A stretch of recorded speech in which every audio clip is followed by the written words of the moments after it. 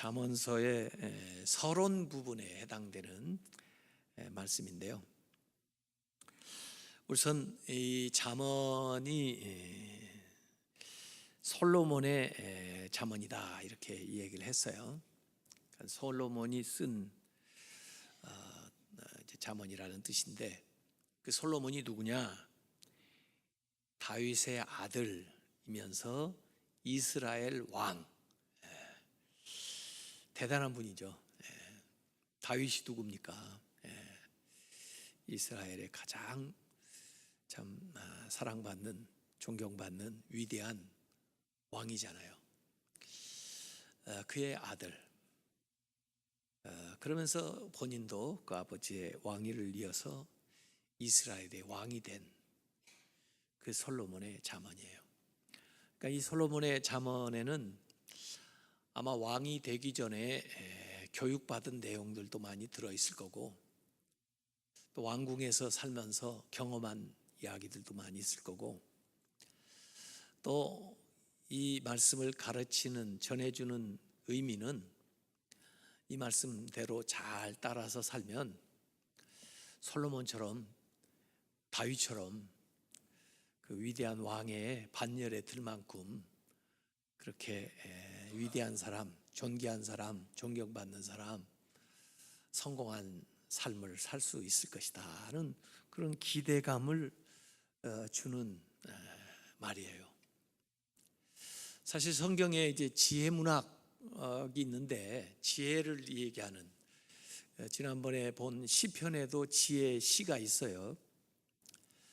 사실 여기 잠언도 1장부터 9장까지는 주로 시로 되어 있어요. 시, 지혜의 시라고 볼 수가 있는 거죠. 시편에도 지혜 문학이 들어있고, 또 욥기도 사실은 우리에게 지혜를 주는 하나의 문학 작품으로서도 아주 탁월한 것이 바로 욥기예요. 그런가 하면 전도서도 지혜서라고 얘기를 하죠.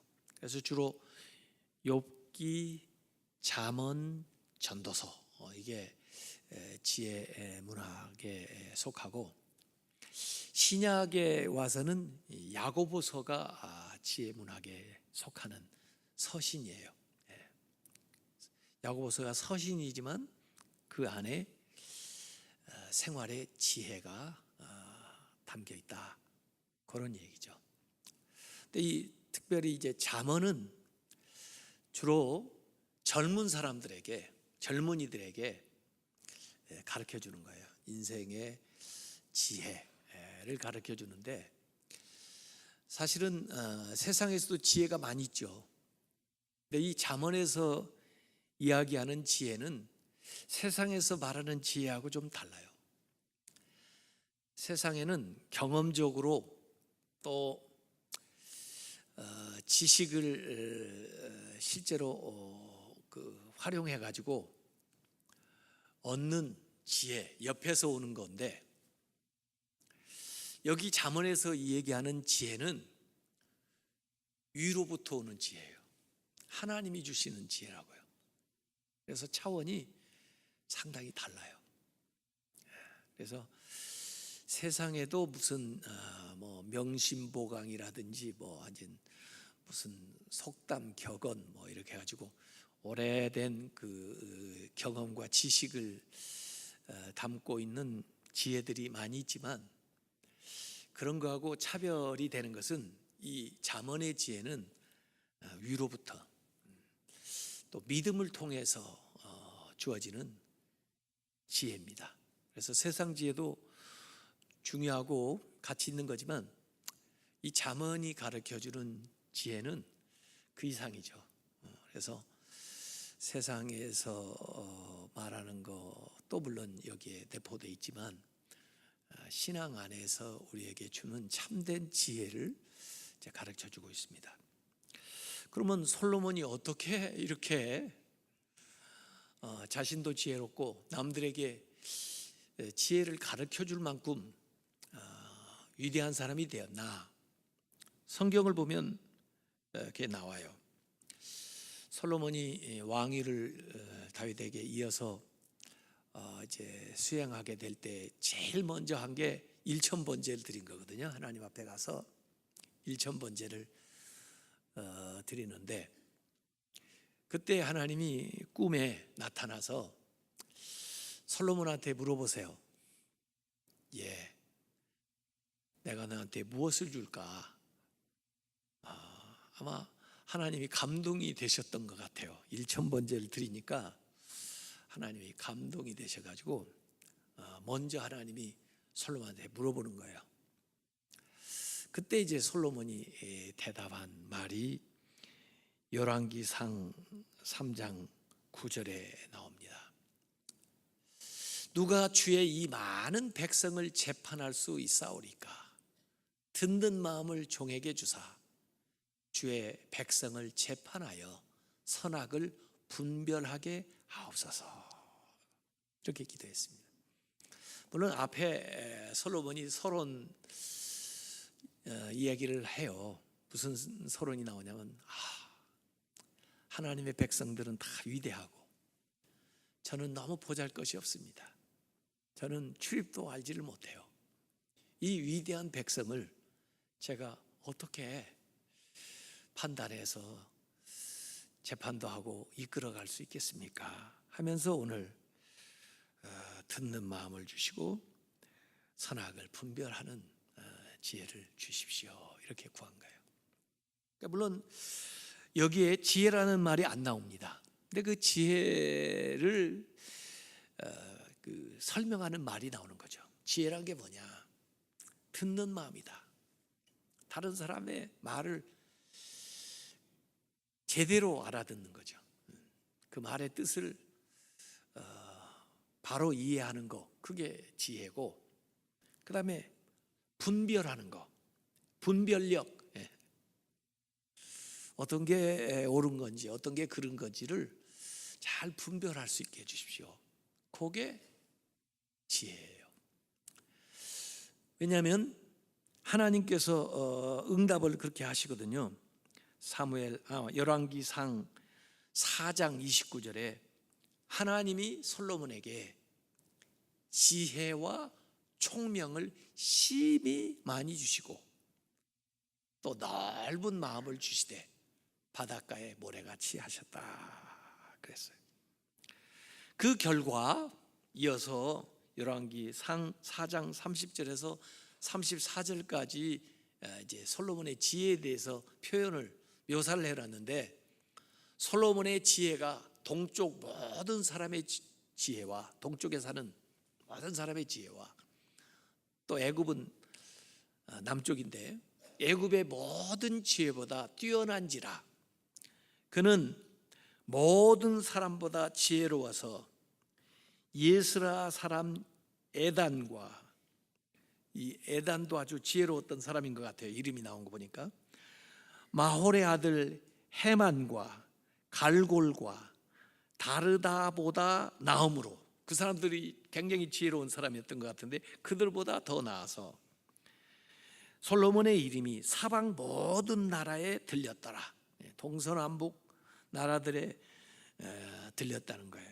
그가 잠언 3000가지를 말하였고 그는 노래는 1005편을 지었고 그가 또 초목에 대하여 말하되 레바논의 백향목으로부터 담에 나는 우슬초까지 하고, 식물학, 또 짐승과 새와 기어다니는 것과 물고기에 대하여 말한지라.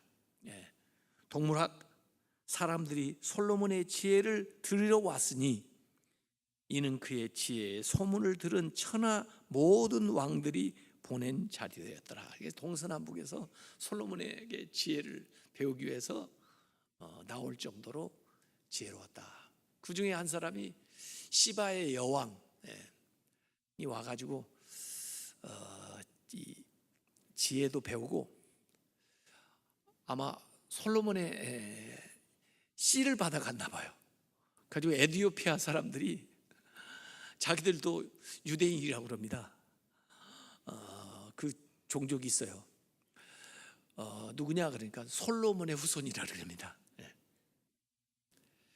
어쨌든 지혜를 받았는데 이 지혜가 눈에 안 보이니까 성경에는 그 솔로몬이 받은 지혜를 실제적인 사건으로 증명해 주는 이야기가 바로 그 지혜를 받았다는 이야기 뒤에 나오는데,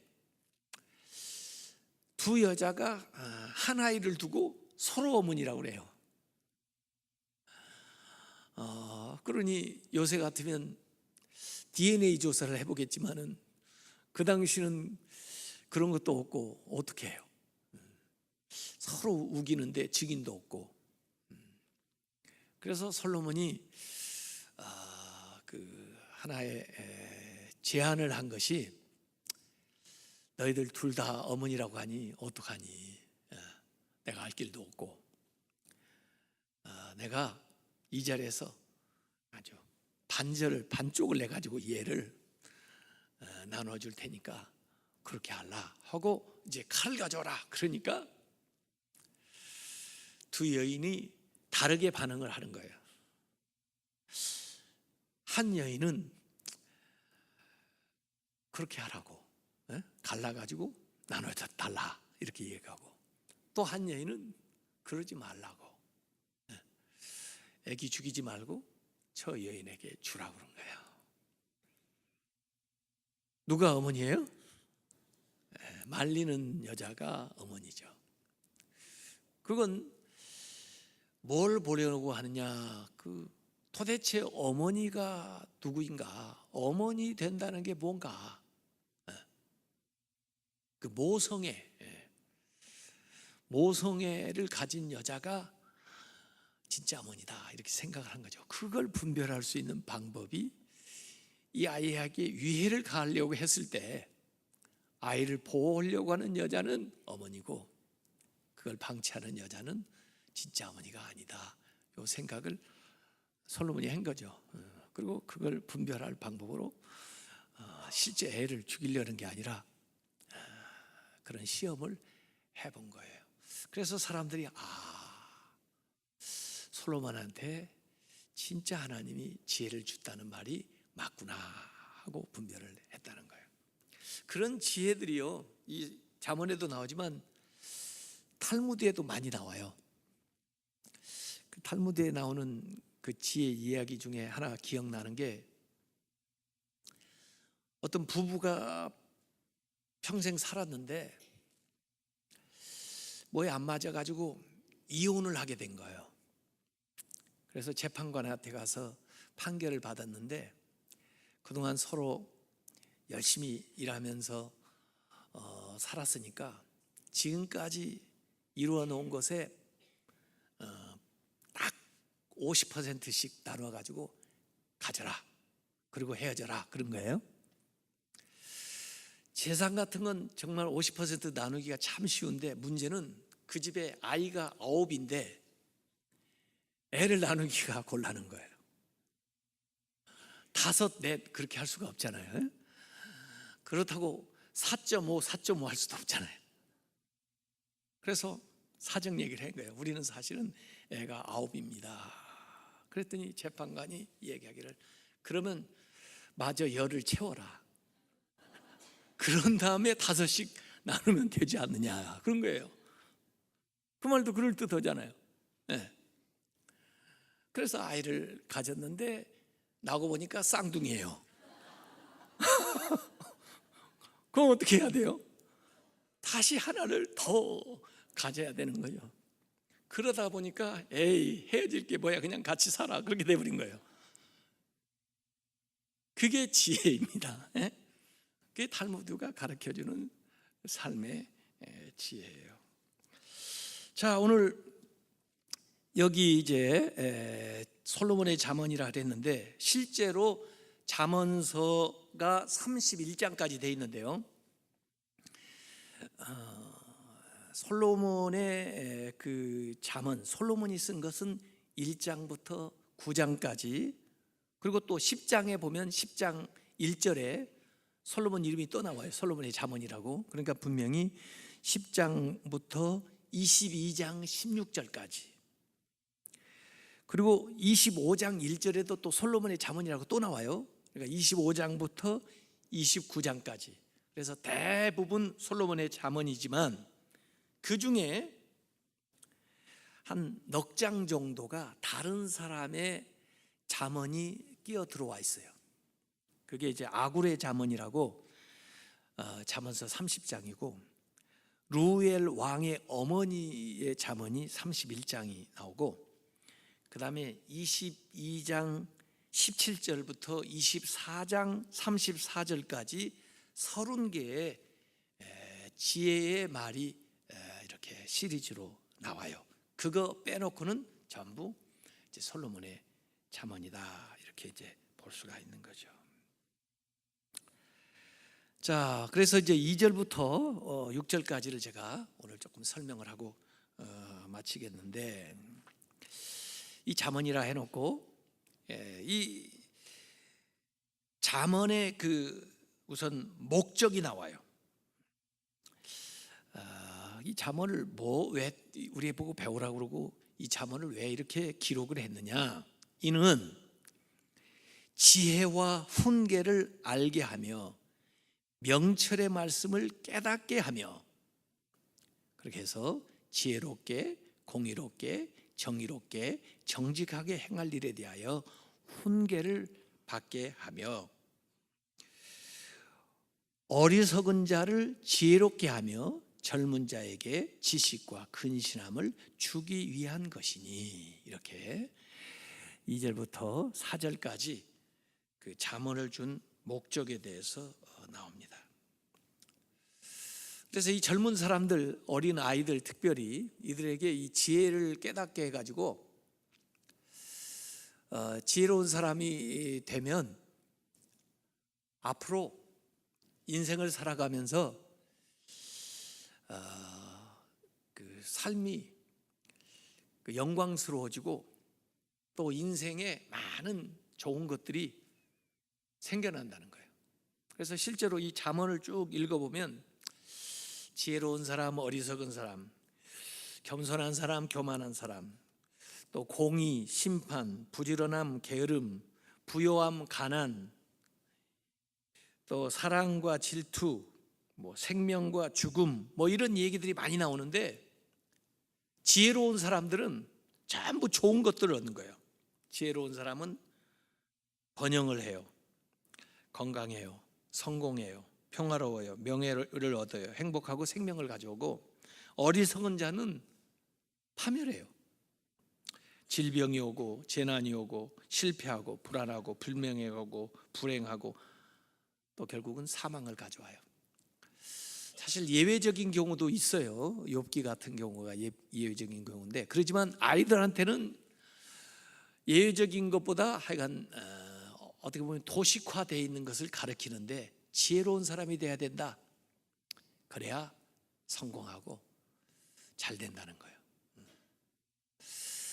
그래서 대개 이 잠언서가 얘기하는 것은 지혜로운 사람, 또 성품이 좋은 사람, 또 도덕적으로 윤리적으로 사는 사람, 그런 사람들이 잘 된다 이게요. 그래서 이게 저는 성품 지수라고도 하고 도덕 지수라고 하는데, 이런 지혜를 갖춘 사람들이 성공한다 이거예요. 그걸 아이들에게 가르치는 겁니다.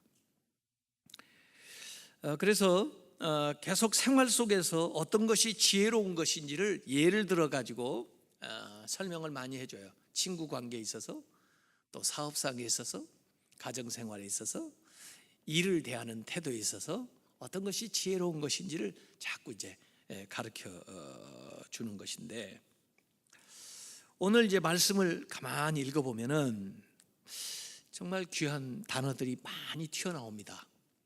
지혜라는 말은 지금 내내 얘기했고, 여기 훈계를 알게 한다. 훈계. 이 훈계는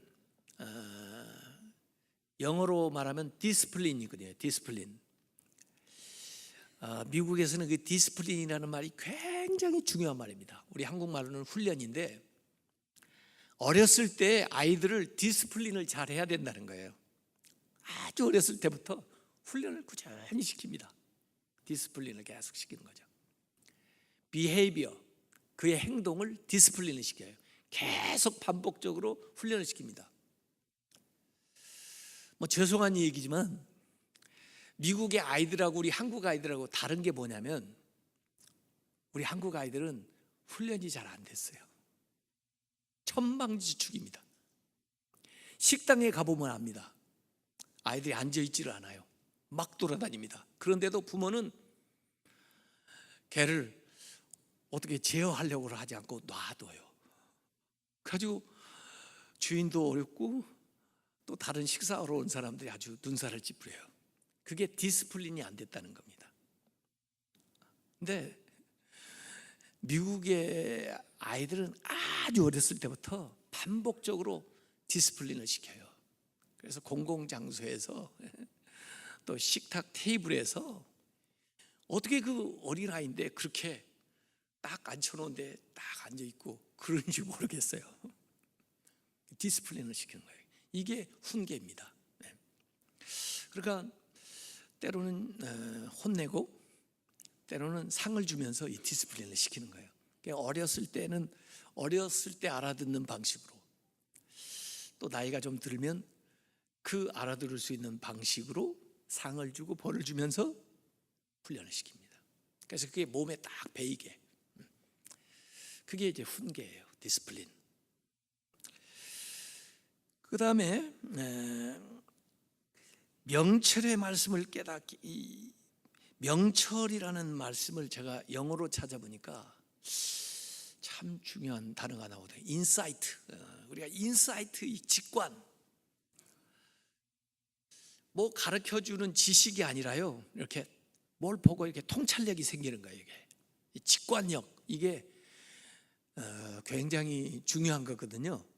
뭐 새로운 것을 발명을 한다든지 어떤 창의적인 일을 한다든지 이런 때 인사이트가 있어야 되거든요.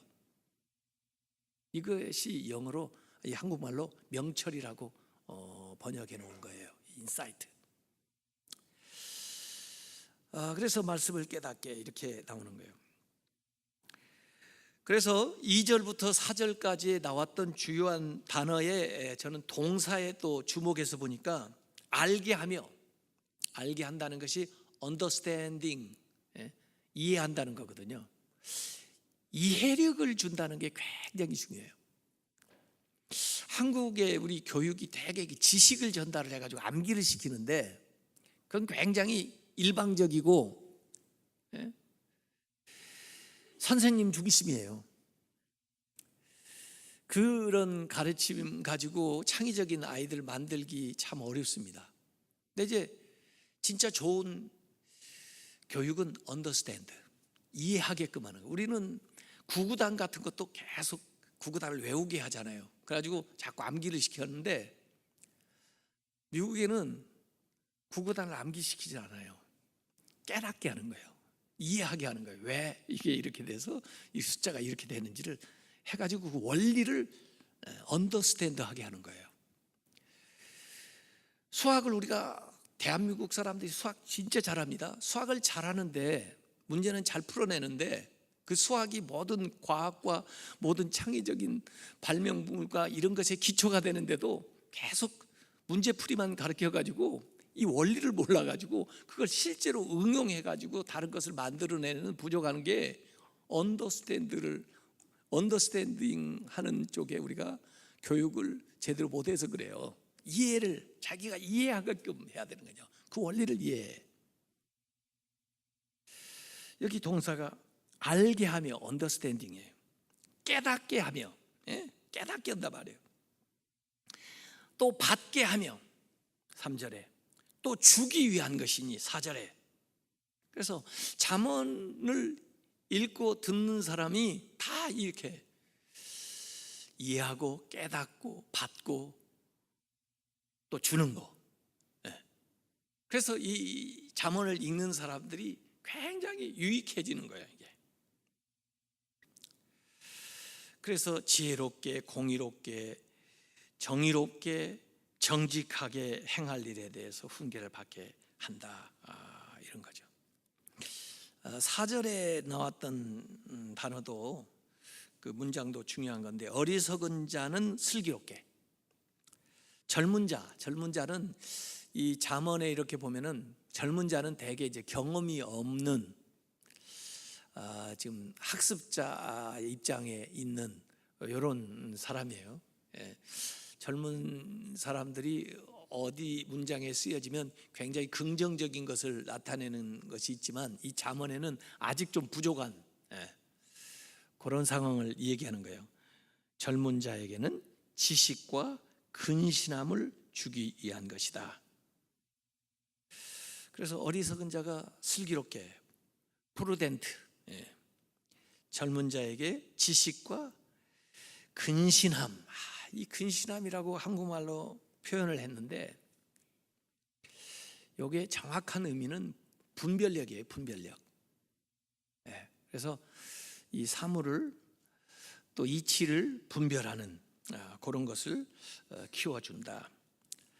자, 그래서 이 잠언의 목적이 여기 2절부터 4절까지 나와 있었습니다. 그래서 주로 4개의 동사에 다 걸리는데, 잠언의 목적이 나왔을 뿐만 아니라 그 잠언을 잘 듣고 나면 생기는 잠언의 결과가 5, 6절에 나와요. 잠언의 결과.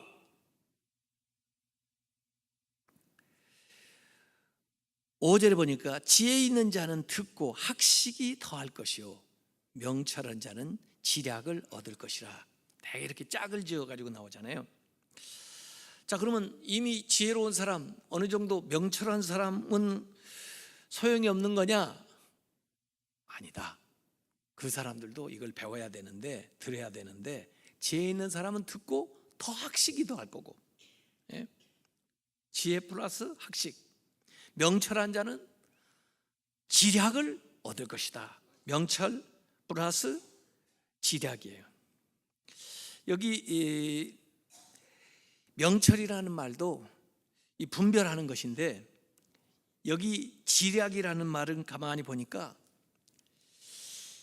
영어로는 가이던스라고 되어 있는데, 이 길잡이 역할을 하는 거예요. 어디로 가야 바른 길로 가는지 그걸 이제 가르쳐주는, 그게 이제 지략. 그래서 6절 결론적으로 잠언과 비유와 지혜 있는 자의 말과 그 오묘한 말을 깨달으리라. 그래서 이 잠언에는 비유도 나오고요, 그 다음에 지혜자의 말도 나오고요, 또 오묘한 말은 뭐냐면 수수께끼 같은, 이를테면 수수께끼, 삼손이 수수께끼 내잖아요.